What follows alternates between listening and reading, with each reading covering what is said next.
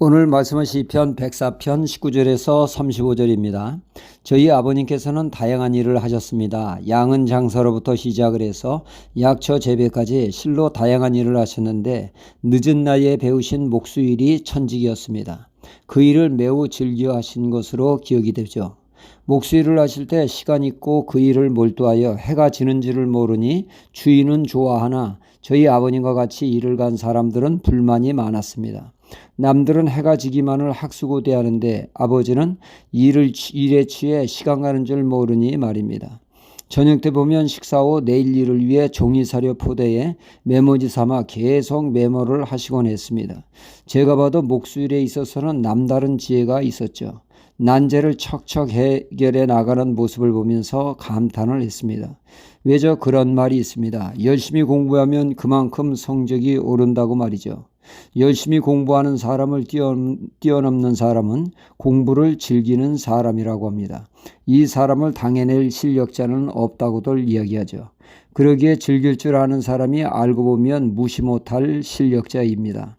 사람이 재미를 느끼지 못하면 식상해하게 되죠. 삶이 무미건조하게 되고 기계적인 삶을 살게 됩니다. 소위 매너리즘에 빠지게 되죠. 고정관념에 사로잡히게 되어 발전적인 모습을 찾아볼 수 없고 사람이 수동적이게 됩니다. 그러나 즐거움과 재미를 추구하게 되면 이야기는 달라지게 되죠. 어른들은 빗자루 하면 쓰는 용도로 정해져 있습니다. 청소 도구일 뿐입니다.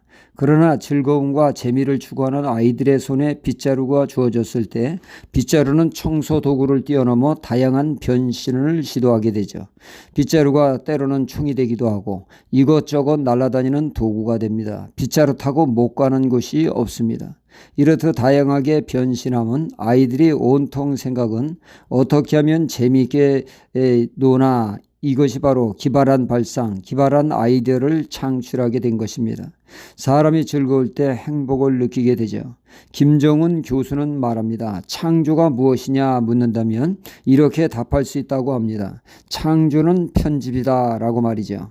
창조는 신의 영역이지 사람이 접근할 수 없는 영역이라는 것입니다. 창조는 무에서 유를 만드는 것인데 인간에게는 죽었다 깨어나도 무에서 유를 만들 능력이 없다는 것이죠.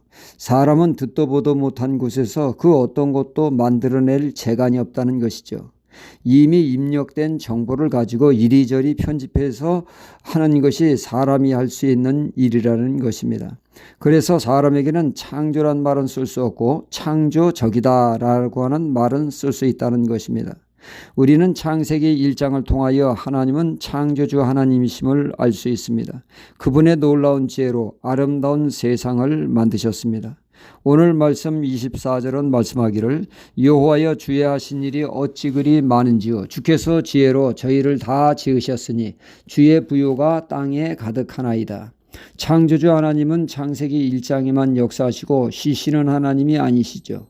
하나님은 계속적으로 창조적인 사역을 이루어 가십니다. 하나님의 창조의 지혜는 광야 이스라엘 백성들에게도 유감없이 발휘되었습니다. 출애굽한 이스라엘 백성들은 애국 군대가 또다시 추격해오고 이스라엘 백성 앞에는 시퍼런 홍해 바다가 넘실거리고는 진퇴양난에 빠지게 됩니다. 이때 하나님은 놀라운 창조의 지혜를 발휘하셨습니다. 사람은 도저히 상상할 수 없는 길을 홍해바다 밑에 하나님은 만드셔서 놀라운 방법으로 이스라엘을 구원해내지 않았습니까?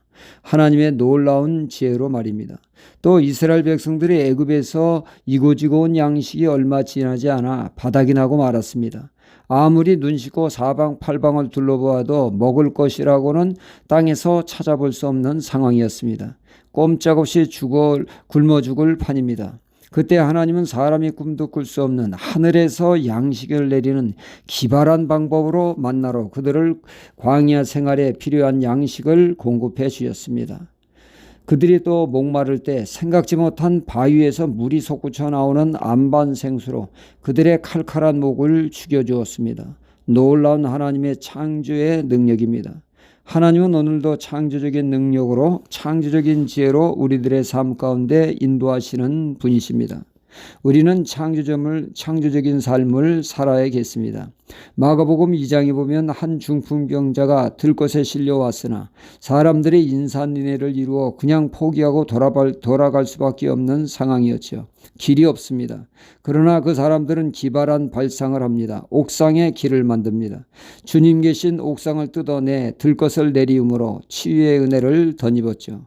삭개오는 키가 작은 단점을 뽕나무에 오르는 기질을 발휘하여 주님의 주목을 받고 주님을 모시는 영광스러운 은혜를 덧입게 되었습니다. 하나님은 우리의 삶에 우리가 예측치 못한 방법으로 역사하시는 창조주 하나님이십니다.